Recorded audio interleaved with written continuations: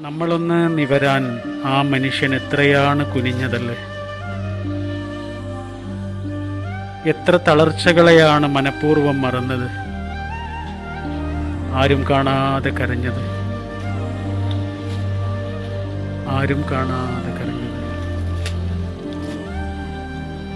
വാപ്പാക്ക് പ്രത്യുപകാരം ചെയ്യാൻ നിങ്ങൾക്ക് കഴിയൂല.